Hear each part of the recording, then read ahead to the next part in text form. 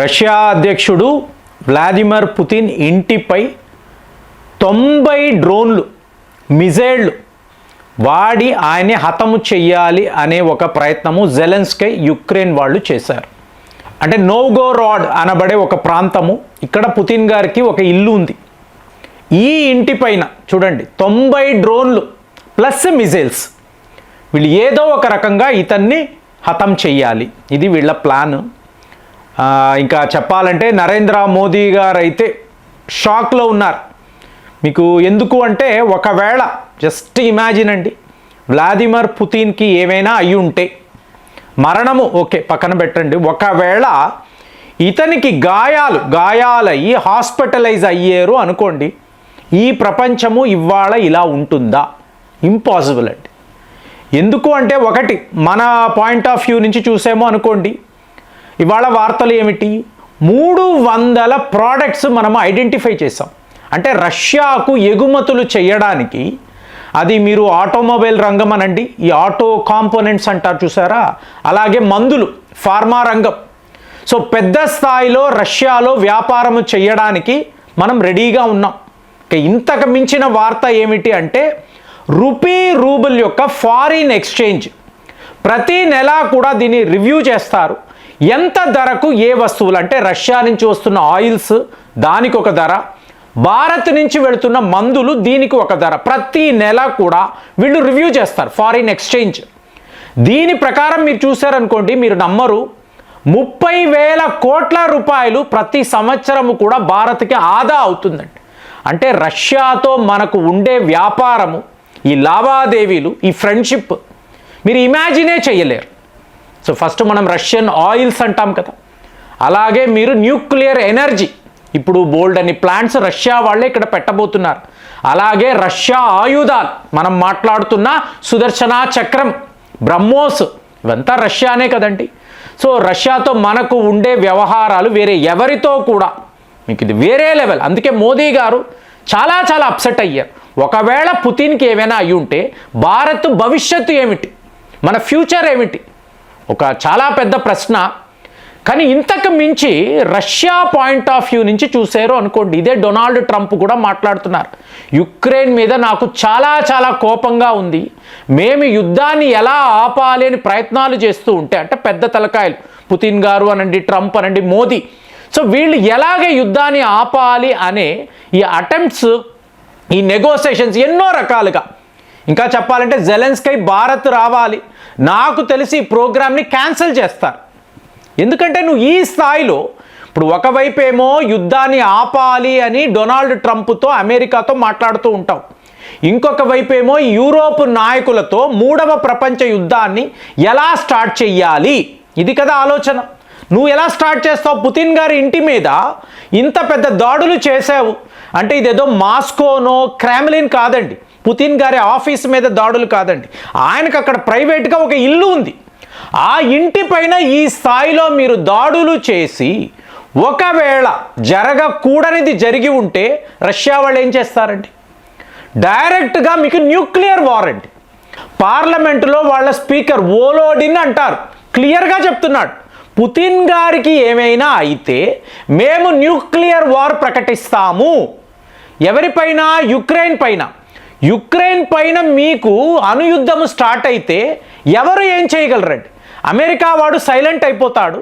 So ఇప్పుడు యుక్రెయిన్కి సపోర్ట్గా ఒక యూకేనో, ఫ్రాన్సో, జర్మనీ, ఇటలీ వీళ్ళు వెళ్ళి రష్యాతో యుద్ధము చెయ్యగలరా? కానీ జెలెన్స్కీకి ఇదే కావాలండి. చెప్తున్నాను కదా, జెలెన్స్కీకి ఈ యుద్ధము అనేది చాలా ముఖ్యం. వీడిదంతా కూడా మొసలి కన్నీళ్లు. మోదీ గారిని పట్టుకొని యుద్ధాన్ని ఆపండి, డొనాల్డ్ ట్రంప్ దగ్గరికి వెళ్ళి ఏవో బేరసారాలు ఆడి ఆయుధాలు ఇవ్వండి, రష్యాను ఓడిస్తాము, యుద్ధం ఆగిపోతుంది, లేదా మీరు మాట్లాడి యుద్ధాన్ని ఆపండి అంటూనే ఉంటాడు. ఇలాగ డ్రోన్ దాడులు అనేవి జరుగుతూనే ఉంటాయి. ఇప్పుడు ట్రంప్ ఏమంటాడు, టామాహాక్ మిజైల్స్ను కూడా మేము ఆపేసాము, వాళ్ళకి ఇవ్వడం లేదు, అయినా కూడా ఎంత పని చేశాడో చూడండి. ఓపెన్గా చెప్తున్నాడు, పుతిన్ గారు ఉదయం నాకు ఫోన్ చేశారు, నా ఇంటి పైన దాడులు జరిగాయి, ఒకవేళ ఇది ఇలా పెరిగింది అంటే మీదే బాధ్యత. అంతే కదండి, అమెరికాదే బాధ్యత. యుద్ధాన్ని స్టార్ట్ చేసింది అమెరికా, ఫండింగ్ ఇచ్చింది అమెరికా, వాళ్ళకు ఆయుధాలు ఇచ్చింది కూడా వీళ్ళే. అది జో బైడెన్ అవ్వచ్చు, ఇవాళ డొనాల్డ్ ట్రంప్ అవ్వచ్చు. ఏవైనా జరగకూడనిది జరిగితే మాత్రము యు ఆర్ రెస్పాన్సిబుల్. దీని తరువాత మేము ఏం చేస్తామో మేము ఎవరికి కూడా జవాబు చెప్పం, ఎవరికి జవాబు చెప్పే అవకాశం ఉండదు. సో అందుకే చెప్తున్నా కదా, ఒకవేళ పుతిన్కి ఏమైనా జరిగితే ప్రపంచం ఇలా ఉండదు. మీరు వరల్డ్ వార్ 1 చూడండి, వరల్డ్ వార్ 2 చూడండి, ఏదో చిన్నపాటి సంఘటన, వాళ్ళకి అతి ముఖ్యమైన నాయకుడు, అతని మీద దాడులు జరగడము, సో అతని అసాసినేటెడ్ అటెంప్ట్లో మీకు ఈ యుద్ధాలు స్టార్ట్ అవ్వడం. మీరు ఎక్కువ అనాలిసిస్ చేయక్కర్లేదు, మీ చరిత్రను మీరు ఒక్కసారి ప్రపంచ చరిత్రను గమనించారు అనుకోండి, ఇదే ప్యాటర్న్ అండి. వరల్డ్ వార్ 1, వరల్డ్ వార్ 2, ఇవాళ మనం మాట్లాడుతున్నాం, నిన్న కూడా ఇదే వరల్డ్ వార్ 3. వీళ్ళు స్టార్ట్ చేయాలి, యూరోప్లో ఇది స్టార్ట్ అవ్వాలి, రష్యాని యుద్ధానికి లాగి ఇది ఒక భీకరమైన పోరుగా మారి మొత్తం యూరోప్ అంతా కూడా సర్వనాశనం అవ్వాలి. ఎందుకు? వీళ్ళ అవసరాల కోసం. ఈ నాయకులు తమ స్వార్థము కోసం ఇలాగా ఈ దేశాలు, ఆ ప్రజలు, అమాయకపు సైనికులు, ఈ సోల్జర్స్కి ఏమీ తెలియదండి, ట్రైనింగ్ తీసుకుంటారు, ప్రతి నెల జీతం అంటారు, తర్వాత పెన్షన్స్ అంటారు. ఎందుకు యుద్ధము స్టార్ట్ అయింది, ఎందుకు మనం వీళ్ళతో ఇలా యుద్ధాలు చేయాలి, మన ప్రాణాలు మనం ఎందుకు ఇలా పోగొట్టుకోవాలి, వీళ్ళ ఎవరికీ కూడా తెలియదు.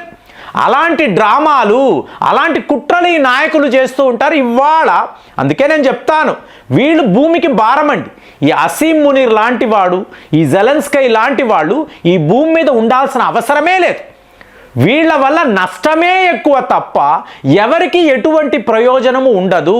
అలాంటి వాళ్ళని ఇంకా కూడా విడిచిపెట్టి, ఇప్పుడు అందరూ మాట్లాడేది జెలెన్స్కైని వేసేయవచ్చు కదా అంటే, వార్లో అలా చేయాల్సిన అవసరం ఉండదండి. దేశము సైన్యం, అంతే కదా యుద్ధం. ఇప్పుడు మనం ఆపరేషన్ సింధూర్ అంటే ఏంటండి ఇన్స్ట్రక్షన్స్? ఓన్లీ తీవ్రవాదులను మాత్రమే టార్గెట్ చేయాలి. ఎక్కడ ఎటువంటి గ్రామాలు, ఇంకా పాకిస్తాన్ మిలిటరీ ఎస్టాబ్లిష్మెంట్, వాటి మీద కూడా దాడులు చెయ్యకూడదు. ఇది మోదీ గారు క్లియర్గా ట్రై సర్వీసెస్ హెడ్స్కి చెప్పిన విషయం. కానీ ఇప్పుడు ఏమైంది, తీవ్రవాదుల మీద మనం దాడులు చేస్తే పీఓకే అనేది పాకిస్తాన్కి కూడా ఒక ఫారిన్ ల్యాండ్ అయినా కూడా వాడు ఏం చేశాడు, వాడి యుద్ధ వాహనాలు మనపై వాడాడు. కాబట్టే ఆపరేషన్ సింధూర్లో మనం వాళ్ళని టార్గెట్ చేసాం. కాబట్టి ఇవాళ పుతిన్ గారు డైరెక్ట్గా వెళ్ళి జెలెన్స్కై ఎక్కడ ఉంటాడు, వాడి బంకర్ ఏమిటి, ఎలాగ దాని మీద దాడులు, ఇలా కాదు. యుద్ధమే. ఇప్పుడు రష్యా వాళ్ళ పాయింట్ ఆఫ్ వ్యూలో యుద్ధము ఆగిపోతే గుడ్, యుద్ధం ఆగలేదా వెరీ గుడ్. ఎందుకు? యుక్రెయిన్లో ఉండే ఎన్నో భూభాగాలు వీళ్ళు రష్యాతో కలుపుకుంటున్నారు కదా. ఒకప్పుడు యుక్రెయిన్ కూడా యుఎస్ఎస్ఆర్లో భాగమే కదా. సో అక్కడ నివసించే వాళ్ళందరూ కూడా రష్యన్సే కదా. సో ఈ రష్యన్స్ను ఇలాంటి దుష్టుడు జెలెన్స్కై నుంచి కాపాడాలి అంటే యుద్ధము చెయ్యాలి. ఒక్క జెలెన్స్కై కాదు కదండి, మీకు యూరోప్లో ఉండే ఎన్నో దేశాలు, వీళ్ళందరూ కూడా దుష్ట శక్తులే కదా. జో బైడెన్ వాళ్ళ కుమారుడు, వీళ్ళందరూ కూడా దుష్టులే కదా. కాబట్టి వాళ్ళ మీద ఒక ధర్మ యుద్ధము చెయ్యాలి, అదే ఇక్కడ ఉద్దేశం. కానీ ఇప్పుడు పుతిన్ ఇంటి మీదే వీళ్ళు, అంటే ఇప్పుడు S-400స్ను తీసుకువెళ్ళి అక్కడ డిప్లాయ్ చేశారండి. ఏది? అతని ఇంటిని కాపాడడానికి. లక్కీగా అతను లేడు, అతను మాస్కోలో ఉన్నాడు, కాబట్టి మీకు ఇలా అయిపోయింది. ఒకవేళ ఇప్పుడు జస్ట్ చూడండి, ఇజ్రాయెల్ ప్రధానమంత్రి బెంజమిన్ నెతన్యాహు ఇంటి మీద కూడా ఇలాంటి డ్రోన్ దాడులు చేశారు. ఒకవేళ ఏమైనా అయ్యిందనుకోండి, మీకు ఇజ్రాయెల్కి పాలస్తీనియా మధ్య పరిస్థితి ఇలా ఉండదు కదా. ఇక ఇది భీకరమైన యుద్ధంగా మారిపోతుంది. అదే రష్యా లాంటి దేశముతో ఇలాంటి పనులు వీళ్ళు చేశారు, కావాలనే సరే డెలిబరేట్గా చేసేది. వెతికి పుతిన్ అక్కడ ఉండడం తెలిసి కూడా ఆ ఇంటి మీద ఇలాంటి దాడులు చేసే 90 డ్రోన్లు ఏంటండి, ఏదో చిన్నపాటి బాంబ్ బ్లాస్ట్ జరిగింది అది వేరు.